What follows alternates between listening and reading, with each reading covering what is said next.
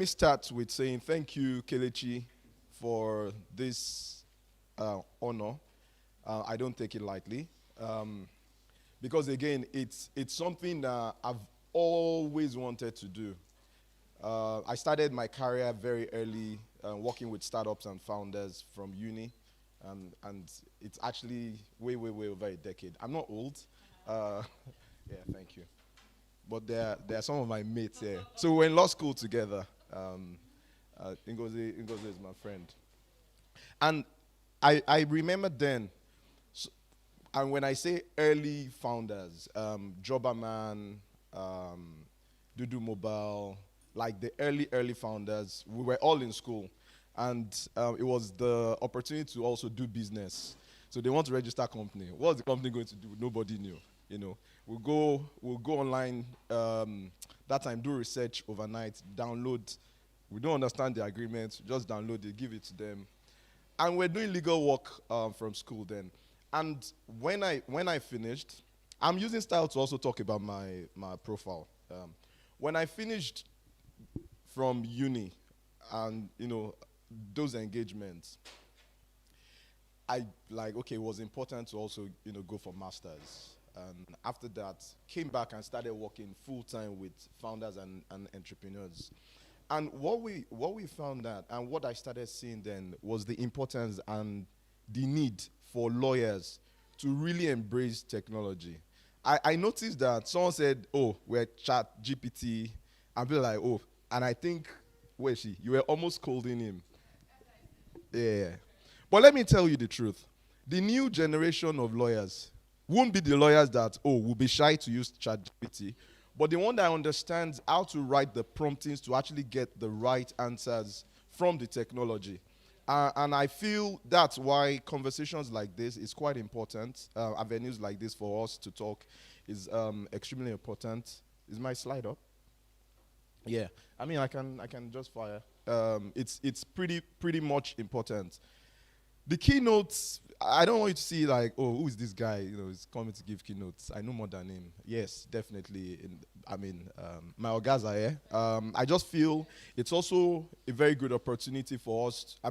Probably, lawyers that are even senior me there. But what I like about it, it gives us an opportunity to all, sit down, think around, and see things we've played with in the past.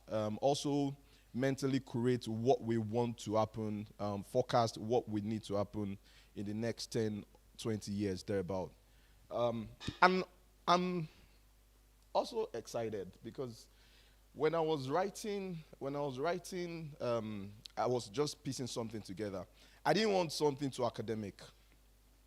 I also wanted something that reflects what I've seen with the work we do at the Nest, and also working with founders, the number of founders, funders, and also development partners in Nigeria and outside. And it's everything I've brought together, and it's a discussion. So I graduated from IFE 2008, law school. Woo! But again, something interesting was from the university I was a chamber head. So we used to organize business classes for ourselves. So they also started from uni. Did my master's in environmental law and policy in University of Dundee. And she's my colleague, she's doing something in that space. I still work as a lawyer, but not a lot of clients, just few selected clients that can pay the bills. Yeah, because again, legal work is a lot of work.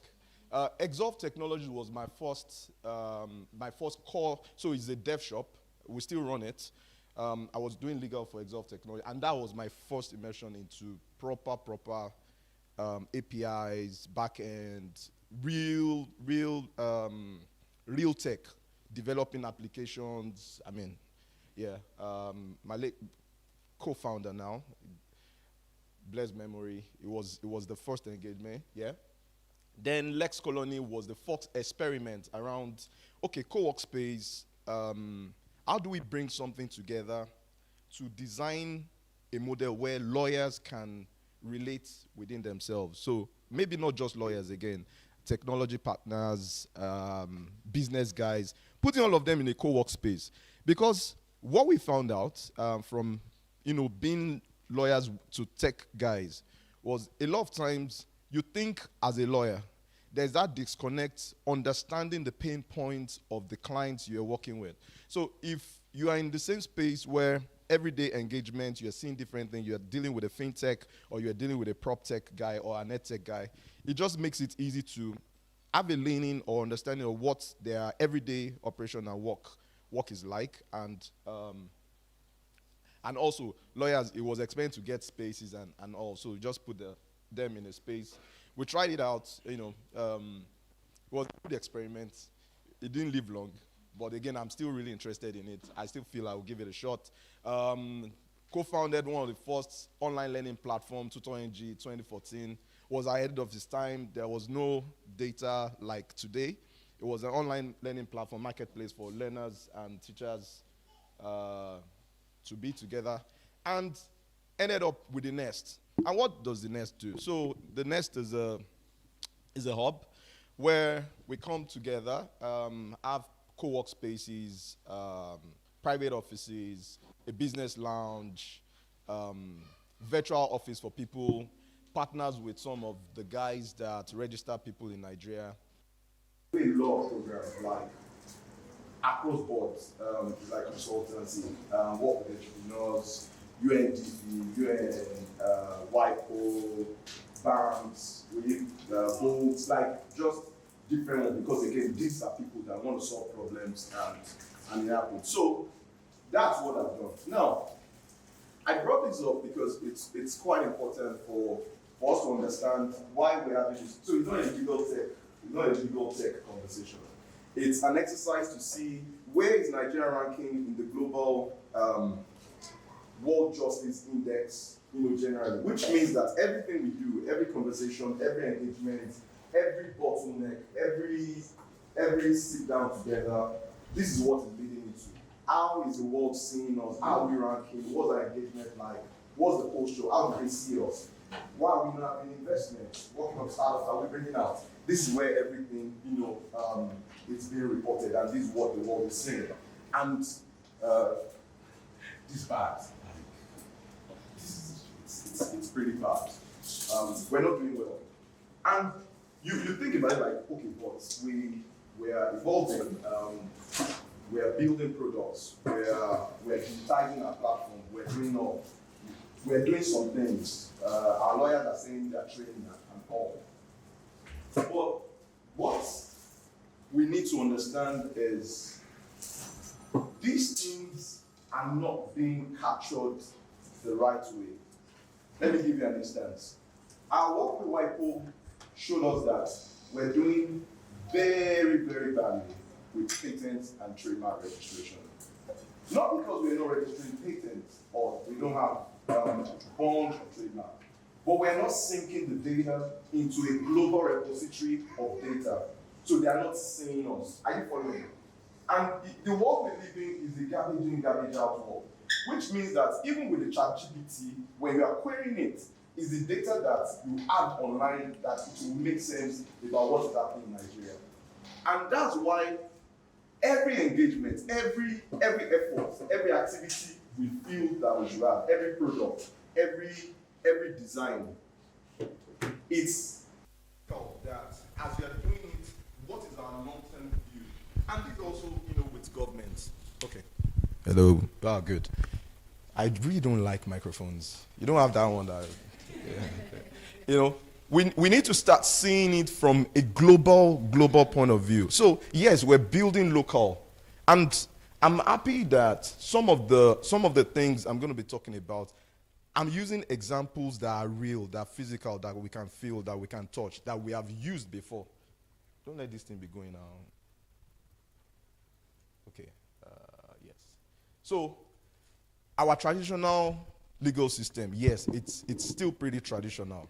Where I've not been to court in a while, but it was always boring. Wear wig, and you go.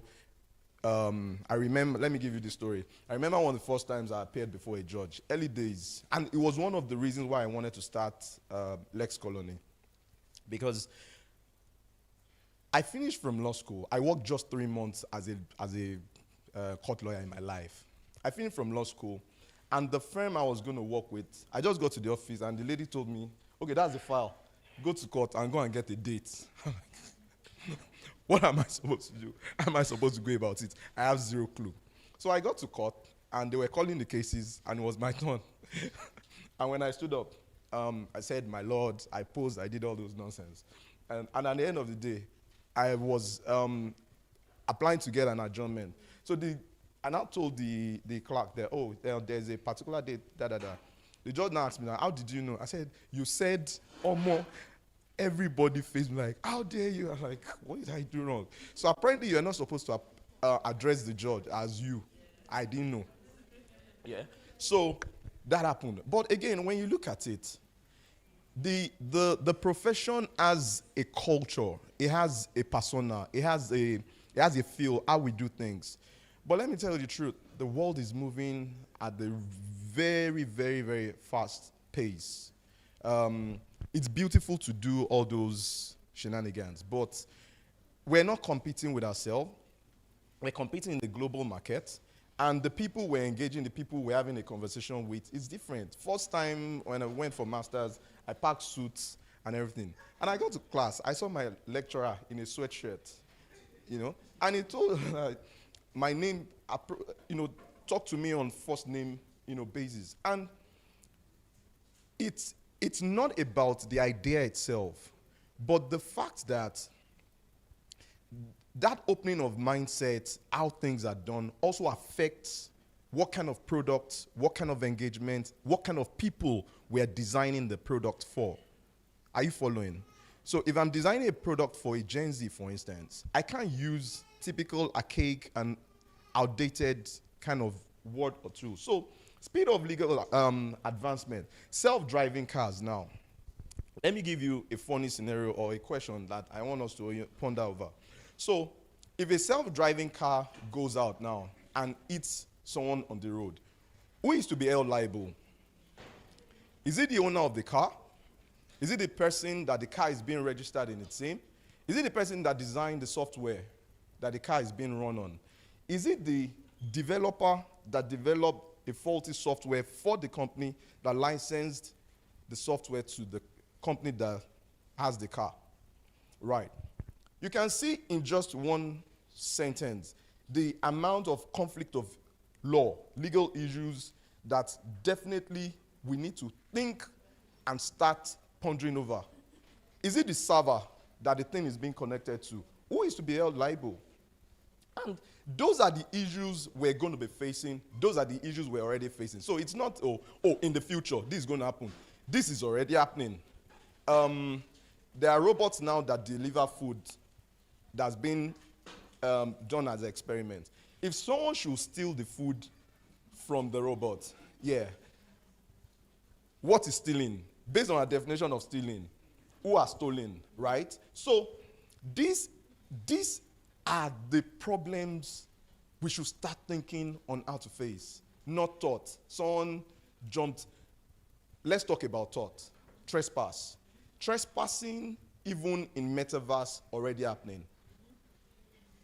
Not even physical spaces, imaginary spaces. There was an issue someone was discussing with me recently about an attack, a lady that I want to put it rightly. I think she's been online for a while, and some people attacked, and it affected her real mental space. And it wasn't through VR and all these VR, AR stuff, right?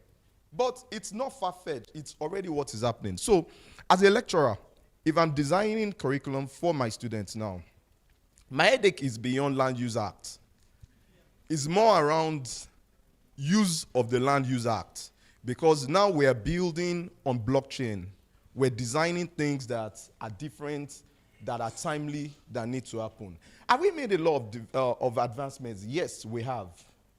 I mean, this is I've spoken about this. Data now is becoming very key. Data is becoming very key. So everything we're doing, all our work, it must transit and end in data. Data that can be queried, data that is understandable. So that report you are supposed to do, that product you're working on, it must end somewhere where people can see it and make sense of it. There are data and there are also metadata. So let me give you an example. If you write on LinkedIn today, if you write a post, when people search you, how are you seen? How do you push that content to be seen? There's a methodology around it. And that is why, as we're doing that, even when we're shouting all these artificial intelligence, I don't want to say AI because I have H factor. You'll be hearing it from behind. Yeah. I will do it like that. When we're talking about, oh, AI this, AI that, I know that's what you are listening for. You know? If we don't have representation of our own data online, there's nothing the query can do. It can't still represent us. And there was an experiment to that where Microsoft at the African Transformation Office, and it's a project they're working on. How are we designing people? Are you taking pictures and definitely naming it to be African? The early days when you search a rich lawyer or something like, or a rich black lawyer, it just gives you someone shabby because a lot of data not stored for the intelligence to pick because it's not represented. So now, when we are storing image, when we're doing things, those use of hashtags is not just baseless. It's extremely important because as you're doing it, it's adding up. When people write codes, metadata, they're extended things on pictures and on stuff that they add so that there's a representation eventually of what we're doing. So if I build an application today, we may think that, oh, these things happen, it's just one-off. One of the first times that, so because we engage with a lot of fintechs, we were reaching bottleneck. Fintech, they are here, and CBN and regulators, they're on another side. They don't see eye to eye, right? And for us, we felt the role we play, and the beautiful thing also being a lawyer, you're able to, because you sit on different tables with them, you understand where their mindset is. So we did, we had an event we called CIBN. The good part is that one of the guys that is in the secretariat was my senior in IFE, so it was easy. So we brought all of them into the room. And guess what? It gave them an opportunity, because they have seats at CBN, all the bank MDs there in CIBN. It gave that bridge between the fintechs and these organizations. So eventually, I'm thinking this most likely will become that platform also, where the tech people, the engineers and all, and also the lawyers, the regulators, the decision makers, the digital economy, Minister of Digital Economy, all of them. It gives us a platform where we can sit down, like, as we're designing these things, as we're working towards these things, this is what we want to see. I digress. Let's get back to action. So, a lot of things we have developed, a lot of innovations we have seen, but again, I'm going somewhere with this. We have tools, CAC Online, Startup Button. Of course, how many lawyers there? We use CAC Online, right? Tell me about it. What do you think about it? Work in progress. And I'll tell you why. It was designed by a technology person and not a lawyer. How many of you use Law Pavilion? What do you say about it? Designed by lawyers. In fact, I know where they designed it. Do you understand? Now, because they are lawyers, they understood the pain point of what the users have and designed a technology to address that problem. A lot of people talk about technology. Technology is an enabler. There are ways people do their stuff. Good. This is a perfect example. When she called me to come to the stage, this is what I'm supposed to use to get to the stage. But you see, something about user experience and user interface. My experience and what we do, it's easier to jump to get to the stage. That is a typical example of you just want your experience. This is the interface.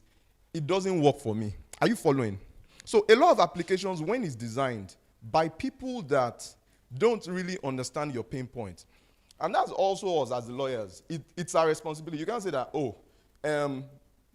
they should know what we need. Nah. We need to start pulling them in rooms, having conversations around this is how our experience of the tools are. This is what we need. How do I pay for NBA dues? And after I pay, I send an email. After I send an email, I will now go to the office. Like, who does that? Like, seriously, you know? But again, it is not their problem. A tech guy has sat somewhere and designed something that feels like, okay, this should work for them. Technologically, it's sound, but usability is not working for the lawyers. And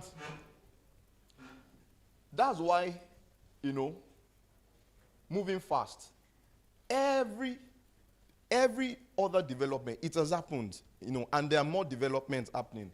And I don't want us to just think that, because it's technology, it's an app, or there are developments. Like, for instance, our ADR outfit, the multi-door court system, perfectly efficient for us. In fact, I think they solve more cases now for SMEs than typical businesses, because you just feel that it's fast, it's working, and that's how we need to start thinking. Another good thing, Kende really understood ADR, and he also has a thriving law business. So it was easy for him to pick what are the pain points, and he was also a consultant. What are the pain points of people using legal services? How do I create that and make it, you know, easier to move? Now, back to what we've been talking about. Justice. So when you law students, when we're in uni, we used to cram this thing. I'll be working, you know. So this morning, because I was reviewing the slide, it jumped at me. Justice is rooted in confidence, and confidence is destroyed when right-minded people go away thinking that the judge was biased. Lord Denny, master of roles, yeah. Now, justice in itself, it's not a one-way streak, right? But the most important thing is that as you are building, as you are developing, as you are doing everything around this justice, around this access, around globally seeing what we're doing, it is extremely important that what we are working towards is this end goal. The product is towards justice. The engagement is towards justice. Why do you think we need cameras in particular places? Why do you think we need data in it? So we are not advancing because we're not able to gather enough data to make sense of things. And that's why we're not scoring high. We can't move fast to determine criminal behavior or to ascertain a person has done what. And that's why we stay long in court, because there's really no evidence, no speed at convincing the judge that there is evidence. Are you following? So as we're seeing these problems, there are also opportunities. There are huge opportunities. Who is designing the application that is matching the different data evidence points? Don't think someone is just going to sit down and they will design it and give us. If they don't understand what our experience are like in court or out of court, then it becomes a problem to be sitting on the table. And that's one of the reasons why our profession has really been stagnated. We feel that people should design for us. No, we need to also get into the maker spaces, into the labs, and start creating, start querying, start designing tools that are workable for us.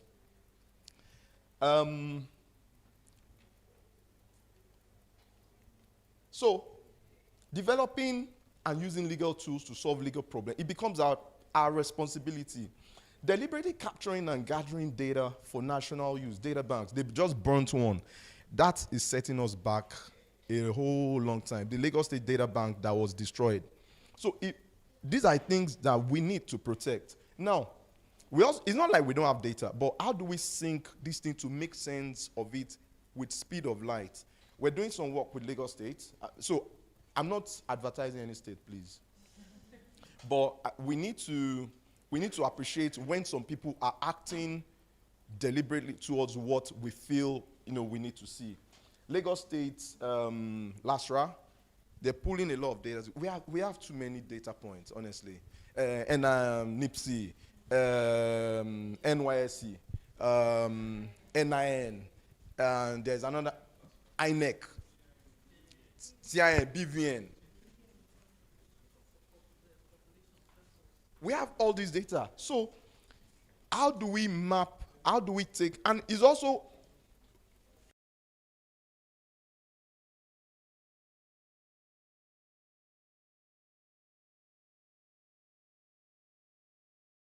to be a business. Anybody can build something around that. Promoting virtual courts and remote hearing. COVID happened. We never saw it coming. But one of the things COVID proved to us is like, however bad that product you feel is, when the time is right, you are forced to do it, right? Now, a lot of people relied on Zoom.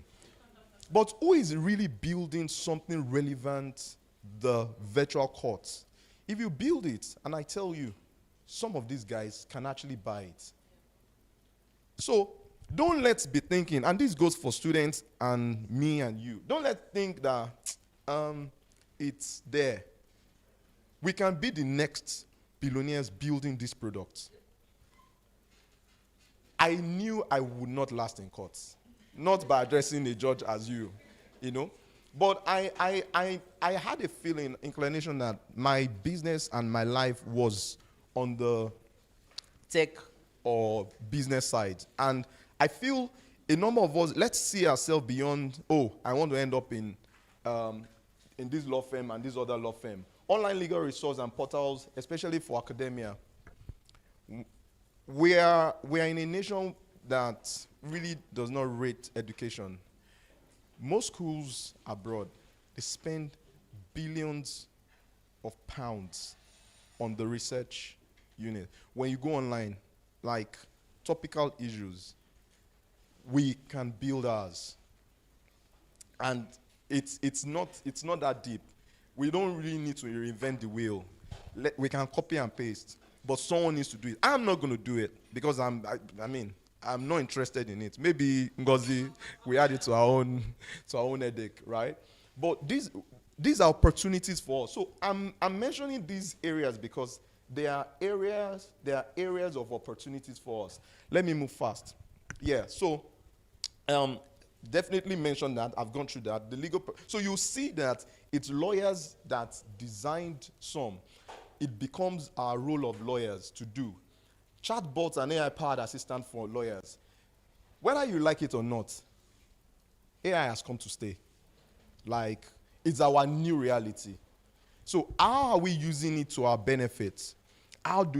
Because those chatbots you see, they are trained. They are programming languages that are being trained to respond to answer. It's not just, it just didn't pop up now. People write the programming languages for it to act that way. Not base. You can register your company from Nigeria. Anyway, it's developed by a local guy, Tola Onoyemi, right? So they are not, it's far, far away, draftable. And if you like suffer as lawyers, me, I don't like suffering. ChatGPT, if you need to use it, use it. The difference between that and you is the fact that you still need to give it the human part in your agreement, in your document. So don't let's be a lawyer that will just, prompt, copy and paste and send. You still need to engage, but it will do. Why do you want to suffer? Like, really? Then there are platforms that you can use to also review agreements. Just typical draftable, Law Insider, Diff Checker. There are a lot of hackathons that are happening now. Although some of them are not focused on legal solutions, it will be good to join, because when you join and there are incentives, it also gives you that ginger to try your hands at new things. We're going to start some programs in universities. Luckily we have like some universities signed on our program. We've tested it out, and I'm excited about it because it's always about what can we build, what can we build. Sadly, our system has not really encouraged that research in universities. So a student thinks that my research, let me just do the research. When I print it, it's for the shelf. No. This research are actually problems that immediately can go into the market. So what we're doing with the Nestlane, the program is called the Nestlane, is we're building maker spaces in university. We have like 4 universities we already signed an agreement with. We're having buildings there where you can take your ideas, go there, have an entrepreneur in residence, have conversation around your idea, then you can see how to push it till you build a prototype. So don't clap yet, though. Let's do it first. But thanks. To see how to do it. I mean, there are a number of other problems. Online lawyer client matching services. Now they're pivoting. They're building a SaaS for lawyers where you have an application that you can use to run your law firm. That's the lady. I didn't even know that I'll be seeing that today. I'm quite excited about what Pocket lawyers are doing. And they are doing the hard work. But to be honest, we need more people to do the serious work. We need more Kelechis and all. The last one is a very important one. So a lot of times, and it was a problem I faced. When you have, how many minutes do you have left? 10 more minutes, good. When you have clients that have a lot of properties, or they have shares, they have documents, they have assets, they have everything spelled around. Till today, I still don't know any application that you have that can pull everything together. It is extremely important. A company tried it. We advised the company, but the company folded up, cover. It would have been a brilliant idea. And beyond that, because it's also data, it's a very, very good data point where that data can be the same data exported to validate wills and all those kind of things, right? For instance, if a person dies today, we still need to do the same will, he signs will, it goes to court and lodges somewhere. Who is building an application that can be on blockchain where when the person dies, next of kin can be pushed in? You see, my head, I can think of ideas, but I can't do everything. And I think by virtue of my work, it jumps at you like, oh, there's an opportunity, but I'm not interested in, right? But that can be $1 billion idea for someone if you're interested in sitting with it. Because you're a lawyer, you understand what the client eventually needs. You can build it, and people will use it. I can tell you today, it's a problem facing us lawyers. Where do I pull all the information of my clients? A digital file where you don't want to put it on third-party cloud and services. So who is building it secure? And guess what? If you own that application, you immediately have understanding of where everybody's asset is. You can upsell them because it's data. It's serious raw data. Lawyers are pulling into your platform. You are seeing it back end. You can make sense of the data or encrypt the data, do whatever you want. Yes, data privacy, I totally understand that. But again, these are the area of opportunities I feel we can play around. Yes, let me talk about design thinking briefly, because I feel that the methodology is one of the things we use every day with clients that sit with us, and it can also help us in what we do. I will run through it. So design thinking is the methodology where you assume, while sitting down with the end user of the product, you design something that works for the person. And one of the most critical areas of it, it's empathy. Empathy is assuming what is the pain point of the client. And when you're going to do that, there's no way you are developing a product for a customer when you are not sitting with the customer. So I think, and it's one of the most important things people fail at. Sit down with the customer, empathize, give them questions. Why don't they like this product? Why do they like this product? It's like you are going to a place, there are a lot of spikes on the floor, and someone says, oh, this thing is hurting my leg, this thing is hurting my leg, and you want to solve the problem. how do you solve the problem? The first thing is remove your shoes and walk the path with the person. So when you understand what the person has gone through, it's easier for you to now develop something that works for the person. So I feel a lot of this is missing in our everyday activity as lawyers. Yes, you know what the person is as regards products, not generally. So for products, and this is where the people that design for us also miss it. They assume our pain points and they design for us. Now, we need more engagement and communities like this where we sit down.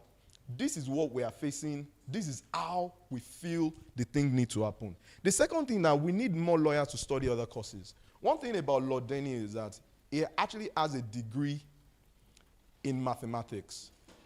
And that reflected in the way he handled cases. I love Lord Denny. I studied him. So also for us, yes, you're a lawyer. It's fantastic. It's good. God bless your soul.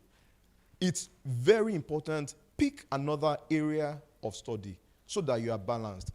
In the US, you have more entrepreneurs and more products because that happens. You have a major, then you study law. So it reflects in how they design, how they develop products. A lot of products they see. It shows in their line of thinking. Now, I think more as a business person. But when I'm sitting down with a client, maybe I don't know.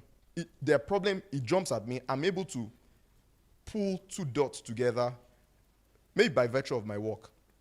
So it's also very important in our firms, and firms are actually going that path now. Having other people from other fields to sit down with them to law firms. Law firms are going from just typical, is a law office, to full service firms. And we're seeing that with UB Law, with anytime we want to have an event now, Banwa and Igodalo, they open their doors to us. Yeah, we're bringing tech guys, we're bringing, hardcore guys. No advertisement again, I'm just, mentioning names. We need innovation management. People need to start thinking innovatively. Co-work space for lawyers. I'm still going to do Lex Colony because I feel it's important. So when we have a space where other people, everybody can come together, they can do things. Service firms. So don't let's think, I'm going to open a law firm. Even the consultants now, they're having full-fledged service firms. They're having other career owners in their field so that when we develop and we productize, it fits and it's relevant. Startup and SME-focused firms. A lot of people have neglected this last part. It's one of the gold mines because, again, look at Africa, right? Africa, we want to have the unicorns, but the US model is not going to work for us immediately. We have more SMEs. So who is designing something that is specifically targeted towards them? They're going to be your competitors, but it's okay. It's fine. The world is big enough for everybody to fly. Strive for national legal technology development, collaborations. As lawyers, we need to collaborate more. Yes, I know that we like I want to be my own Lord of the Ring, have my own law firm. We can't keep doing this silo thing, right? So how do we borrow experience? So if I have someone in academia, environmental, how do I pair with another person, maybe the money capital market or mergers and acquisition? Let's start seeing how to pull these things together in also products that we develop, not as services alone. Because the clients you want to serve, the startups, they're having multiple problems. Are you following? They have these different problems. So you can't be, you're a property lawyer. Property lawyer shouldn't be serving a fintech, right? Investment in legal tech infrastructure and skills development, extremely important. Now, information is democratic. You can go online, learn a lot of things, and move and enjoy the benefit. Harvard, all of them, they have courses, free courses online. You can take a lot of it. Encouraging innovation and entrepreneurship in legal services. This is extremely important. It's one thing for you to be a lawyer. It's another thing for you to understand the business of law. It's two separate things. You can be a very good lawyer and a very broke lawyer. Someone has really nailed this that I feel, and is very close to us, is Benga Oyebode. Now, another beautiful thing being a lawyer, you are on different tables and conversations as a lawyer. So that ability to be vast and be quick and to know where the opportunities are, what can you do? Don't say that an health tech company has come to you and they're saying, oh, we're building an health tech. Me, I don't know about health tech. Oh, it's not my business. Two ways you can collaboration. If you have collaboration with another firm, then you can put neck in. And you can also offer service to them and use to take stake. That's what Benga Oyebode did. Like today, he's on board of MTN, Okumu Oil, Access Bank. Those early guys, it was on their board. Because as a lawyer, they will bring the issues to you. They want to register. So you can't push them away. But again, they don't want to hold on to someone that doesn't have sense. So it just makes sense that if you don't even know it or have idea to know it, know where to get the answers they need, which a lot of times you can rely on collaborations, to get that. If you are faking it, it won't be long till they know that you are faking it. So as you are faking it, making sure that you're also knowing it.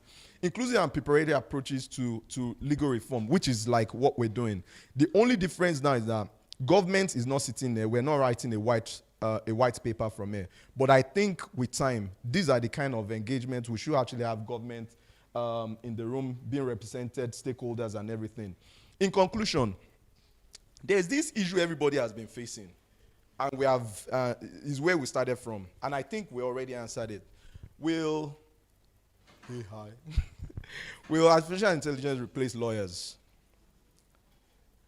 The truth is, a lot of jobs are being eroded and it's working smarter, it's working better, but I feel we still have a long way to go in Africa. We still have our roles to play. I feel the data responsibility is still heavily on us. We are still relevant. There's no way, yes, you can write agreements, but it can't appear in court, Yeah. But again, we may not always end up in court, right? So we need to start thinking ahead of time as technology is advancing. How am I also advancing? And I keep telling people, and I stand to be corrected, the next generation, it's that person that is able to understand carefully, write that next 500 string of query for it to get, because it's becoming a job, right? And I feel that's where part of our work is. Thank you very much, and really happy to have had this conversation. Yeah.